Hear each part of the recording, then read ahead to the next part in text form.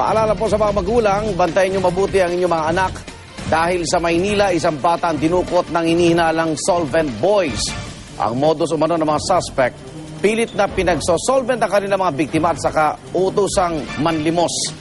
Narito ang unang ronda ni JP Soriano.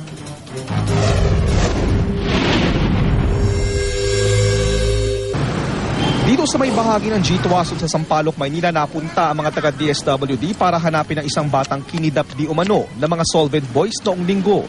Sa lugar na ito raw, sabi ng batang si Ron, dinala ang nakidap na 6 na taong gulang na kalaro niya. Target nila ang isa ring teenager na lalaki na itinuro ni Ron na kasama ng mga kumidnap sa kalaro. Sa liblib na bahagi ng Rides sa Sampaloc, Manila, nila natyempohan ang lalaki.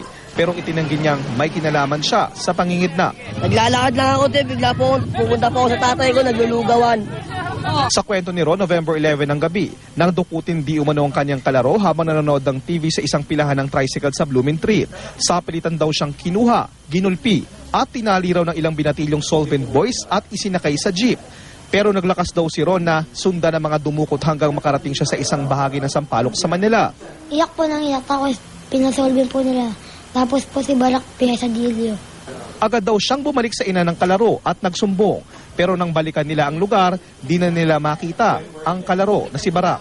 Agad silang nagpa-blotter sa MPD. Sana pakiba ang away niyo, pakibalik niyo naman po yung anak ko. Wala pa ang kamuwang-muwang yung nag-aaral po yung kinder sa Marian. Ano po ma? Nababahala naman ang Manila Social Welfare Development sa kasong ito. Maaaring pinagsusolvent daw ang mga dinukot para lumakas ang loob. Saka uutusang mandukot. Very alarming. Unang-una, itong mga solvent boys natin.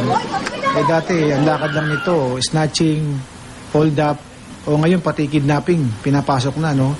Malinaw daw na may sindikato na nag-ooperate sa likod nito. Payo ng pulisya sa mga magulang, laging bantayan ang mga anak at huwag payagang gumala-gala. Payo naman din ng DSWD sa publiko, huwag magbigay ng pera sa mga nanlilimos. Para sa unang balita, JP Soriano reporting.